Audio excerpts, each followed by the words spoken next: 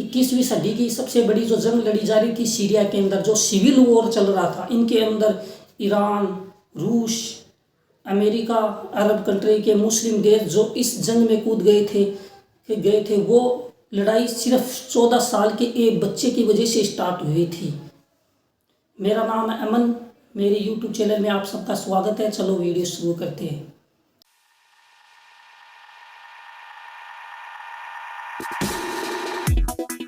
Syria के president जो थे बशर अल असद, उसके जो फादर थे हाफिज अल असद, जो मिलिट्री में स्ट्रॉन्ग होल्ड था 1970 के अंदर, क्योंकि सीरिया के अंदर 16% शिया समुदाय के लोग थे और सुन्नी 74% सुन्नी समुदाय के लोग थे।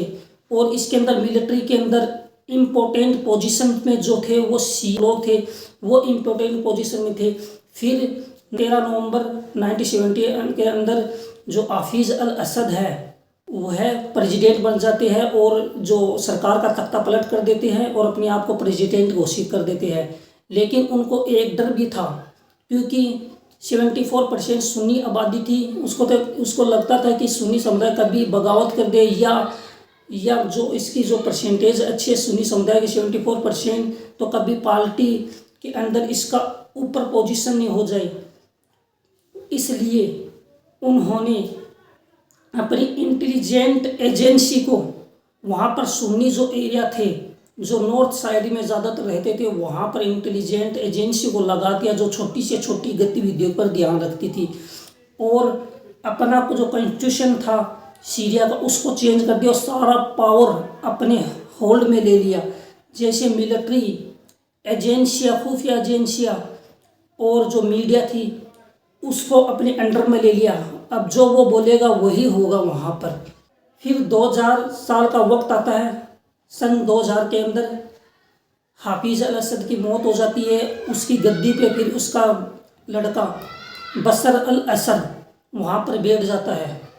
फिर आ जाता है 2006 से 2010 के बीच के अंदर सीरिया के अंदर बारिश वगैरह नहीं हुई थी वहाँ पर। फिर वहाँ पर जो खाने पानी की समस्या होने लग गई थी, वहाँ पर भूखमरी आ गई थी, लोगों के ऊपर पैसे खत्म हो गए थे, अर्थव्यवस्था चौपट होने लग गई थी, तो लोगों के अंदर थोड़े थोड़े बगावत के सूर आने लग गए थे। साथ जो अरब कंट्री के अंदर टूनीशिया, इजिप्ट, लीबिया, यमन, जॉर्डन है, वहाँ पर सरकार जो तानाशाही चल रही थी, वहाँ पर उनके अंदर जनता का आक्रोश उग गया था। वो प्रोटेस्ट शुरू हो गए थे। ये प्रोटेस्ट छोटे मोटे नहीं थे, ये प्रोटेस्ट वायलेंस होने लगे थे। वहाँ पर लोग सड़कों पे आ गए थे। बशर अल असद जो सीरिया के प्रेसिडेंट थे, उनकी पूरी निगाहें यहाँ पर थी, लेकिन ये सोच रहा था कि अगर ये जो प्रोटेस्ट शुरू हो रहे थे ये सीरिया के अंदर नहीं होने लग जाए, क्योंकि वहाँ पर भी तो तानाशाही चल रही थी। इसी के साथ न्यूज़ के द्वारा, टीवी के द्वारा सीरिया के लोग भी इस चीज़ को देख रहे थे। फिर आता है फरवरी 2011। सीरिया के साउथ के अंदर एक स्कूल है, अल अमान मस्जिद के पास एक स्कूल है। वहाँ पर 7 क्लास का एक बच्चा 14 साल का, उसका नाम है मुआविया साइसन। 26 फरवरी 2011 के अंदर 14 बच्चे थे जो मुआविया साइसन के अंदर जो न्यूज़ और रेडियो के द्वारा वहाँ पर जो प्रोटेस्ट चल रहा था, जॉर्डन, यमन, इजिप्ट, टूनीशिया के अंदर जो वो न्यूज़ सुन रहे थे, तो उनको भी आक्रोश हुआ। फिर सुनने के बाद वो एक दीवार पे, स्कूल की दीवारों पर लिख गए थे एक नाम, इट्स यूर टर्न डॉक्टर। इसका मतलब ये होता है कि जो डॉक्टर है वो अल असद जो वहाँ के प्रेसिडेंट सीरिया के, उन्होंने MBBS की थी, वो डॉक्टर की डिग्री थी उनके पास, उसको डॉक्टर भी कहा जाता था। उसके खिलाफ उन्होंने एक लाइन लिख दी थी। फिर अगले दिन 27 फरवरी को जो अल असद के जो दामाद थे आतिक अजीब, उनको पता चला तो उनको ये चीज़ को हल्के में नहीं लिया था, क्योंकि माहौल सीरिया का में थोड़ा थोड़ा ख़राब हो रहा था। तो उन्होंने उन 14 लड़कों को गिरफ्तार करके जेल के अंदर टेक दिया गया और जेल के अंदर उनको नाखून तक उखाड़ दिए थे, उसको करंट दिए थे, उसको रिमांड के अंदर मारपीट की थी बहुत बुरी तरह से। और उनके जो पेरेंट्स थे इन छोड़ने के लिए, उन्हें साफ मना कर दिया छोड़ने के लिए। फिर उन्होंने छोटा प्रोटेस्ट स्टार्ट किया था, सिर्फ पीस प्रोटेस्ट स्टार्ट किया था। फिर उन्होंने जो पुलिस वगैरह थी वहाँ की, उन्होंने उनको हवालात में कैद कर दिया, उन सभी 45 लोगों को जो उनके परिवार के थे, उन बच्चों के। फिर इस चीज़ का आम पब्लिक को पता चला कि सीरिया के लोगों को 15 मार्च 2011 के अंदर दमिश्क, अलेप्पो, होम, लटाकिया इनके अंदर विरोध प्रदर्शन होने लग गए थे, क्योंकि उन लोगों के साथ नाइंसाफ़ी हो रही थी, उन बच्चों के साथ उनको छुटाने के लिए। अभी तो ये कि पीस प्रोटेस्ट से चल रहे थे, लेकिन अप्रैल के महीने के अंदर ऐसी मजबूरियां होने लगी। अल-बसद को 45 लोगों को जो उन्हें अरेस्ट किए थे उन सभी को छोड़ दिया। फिर 22 अप्रैल को अंदर जब आम पब्लिक को पता चला इस चीज़ के अंदर कि उन लोगों के साथ बहुत ही बुरा हो रहा था, उन बच्चों के साथ, क्योंकि उनका जब बाहर निकले ना एक बच्चे तो वो अच्छी तरह से चल भी नहीं पा रहे थे। फिर पूरे शहर के अंदर 20 सिटी के अंदर सीरिया के अंदर प्रोटेस्ट चलने लगे। अब ये प्रोटेस्ट छोटे मोटे नहीं रहने लगे थे, फिर छोटी छोटी हिंसा भी होने लगी थी, वायलेंस होने लगा था इनके अंदर। फिर आता है 25 अप्रैल को अंदर वहाँ पर मिलिट्री उतार दी थी बशर अल असद ने, वहाँ पर इस गोलियाँ चलाने लगे तो इसके अंदर 100 लोगों की मौतें होने लग गई थी वहाँ पर। फिर वहाँ पर इस चीज़ को देखकर कुछ मिलिट्री के लोग थे, इनको गलत लगा। वहाँ पर इसका नाम था रियाद अल असद, जो बगावत कर दी थी उन्होंने मिलिट्री से। फिर उन्होंने अपनी एक छोटी छोटी आर्मी तैयार करने लग गई थी, 15-20 गुटों की, और हर शहर के अंदर फिर प्रोटेस्ट स्टार्ट हुए। अब प्रोटेस्ट वायलेंस बहुत बड़ा होने लग गया था, क्योंकि अब गोलियां चलने लगी थी, क्योंकि उनके अल-बसद की सरकार जो थी, उनके जो मिलिट्री थे जो रोड पे उतर के अच्छे हथियार थे, और जो लोग थे जो आम पब्लिक उसके पर पत्थर लकड़ी वगैरह उनसे लड़ गए थे। इनके अंदर साथ साथ मिलिट्री के कुछ लोग को भी जाने चली गई थी। लेकिन ऐसी हिंसा बहुत ज़बरदस्त होने लगे कि हज़ारों लोगों की जानें चली लग गई थी। इसी के अंदर फिर कुछ जो बगावत करके थे मिलिट्री के लोग, उन्होंने फिर इस सीरिया आर्मी नाम से एक गठन आर्मी बना ली थी वहाँ पर। इसके अंदर काफ़ी लोग इकट्ठा होने लग गए थे। इसके अंदर फिर दोबारा हिंसा शुरू हो गई, शहर शहर के अंदर लोग एक दूसरे को मारने लगे, सेनाएं भी आने लगे। इसी वक्त जो इराक के अंदर ISI नाम से एक संगठन था, आतंकवादी संगठन, जो पहले था इस्लामिक स्टेट ऑफ इराक, फिर उन्होंने इराक के अंदर सीरिया के अंदर अपनी जो आतंकवादी लोग हैं उनको भेजती है, और फिर इस संगठन का नाम मरता ISIS यानी इस्लामिक स्टेट ऑफ सीरिया नाम से वो संगठन इसके अंदर दाखिल हो जाता। साथ साथ के अंदर फिर सीरिया आर्मी के जो लोग थे उनके पास हथियार नहीं थे, तो अरब कंट्री के जो मुस्लिम कंट्री जो सुन्नी थे वो हथियार भेजने लगे। जॉर्डन इलाके से थोड़े थोड़े हथियार भेज रहे थे। फिर जंग तेजी से होने लगी थी, लड़ाई, हज़ारों लोग, आम लोग भी मारे जा रहे थे, सेना के वहाँ के गवर्नमेंट के लोग भी मारे जा रहे थे। फिर उत्तर दिशा के अंदर सीरिया के नॉर्थ साइड के अंदर एक है कुर्द इलाका, वहाँ पर कई सालों से उसकी मांग चल रही थी अलग देश की, क्योंकि वहाँ पर कुर्द लोग रहते थे। वहाँ के जो संगठन थे, गुट थे, वो भी इसके अंदर बगावत के लिए गिर लेते थे, क्योंकि बेकूत पे आ गई थी वहाँ की सीरिया गवर्नमेंट। उन्होंने आज़ादी की मांग करने लगे थे, वहाँ पर भी उन्होंने भी हथियार उठा लिए थे। और अब यहाँ पर देखो 4 फ्रंट के अंदर ये जंग चल रही थी।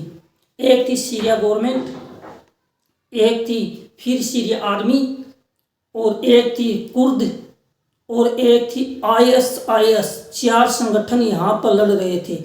और इसके अंदर अरब कंट्री भी घुस गई, और अरब कंट्री घुस गई जब फिर सीरिया आर्मी के फेवर के अंदर।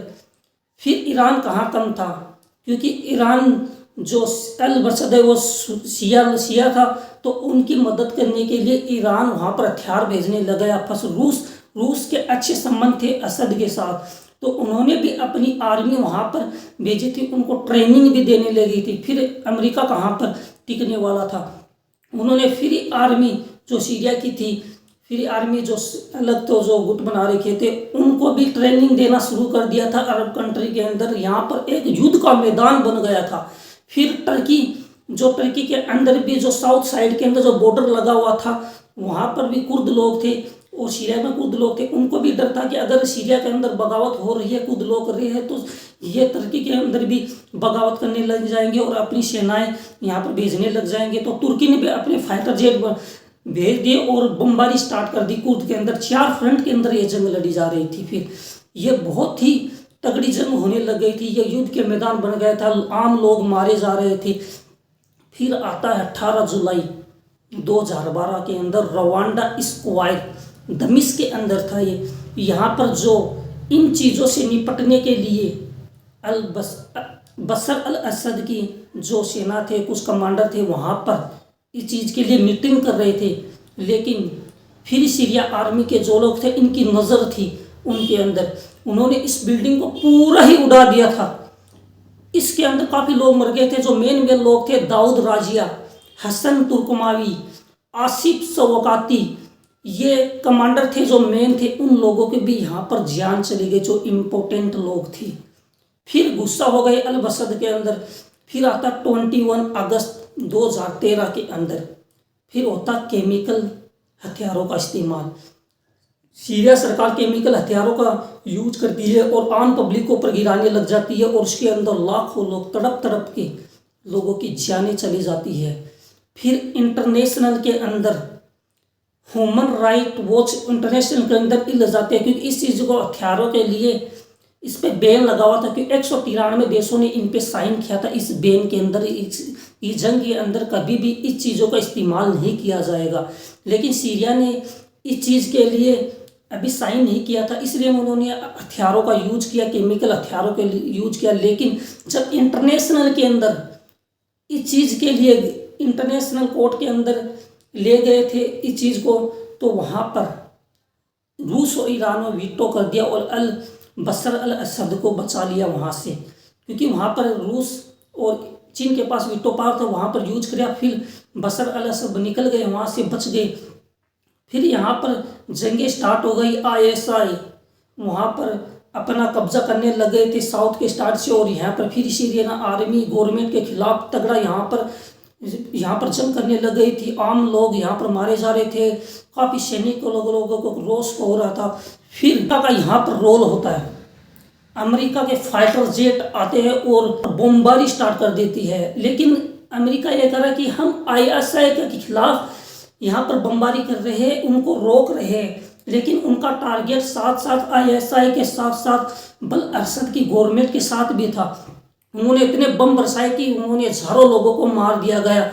और फिर रूस ने वहाँ पर अरब असद की मदद के लिए सीरिया के अंदर एयरबेस बना लिया वहाँ पर, और वहाँ पर भी रूस के फाइटर जेट उड़कर जो फिर सीरियन आर्मी है जो अल बसद के खिलाफ लड़ रही थी, वहाँ पर इतने उन्होंने भी बम वर्षक विमानों से, फाइटर जेटों से, वहाँ पर आर्मी से यहाँ पर बमबारी स्टार्ट कर दी।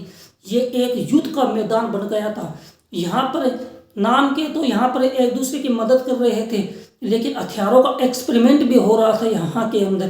तुर्की भी कूद गया, ISI भी कूद गया, यहाँ पर हर देश, मल्टी कंट्री देश यहाँ पर कूद गए थे और हजारों लाखों लोग यहाँ पर जाने चली गई थी।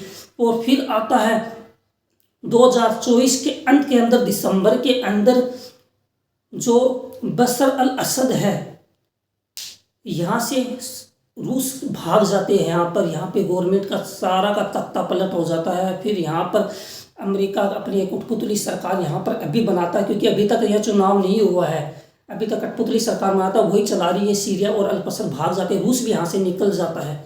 लेकिन आम लोगों की यहाँ पर काफ़ी लोगों की जानें चल गई थी। ये वीडियो कैसी लगी आपको अच्छी लगी तो सब्सक्राइब कर दो चैनल को।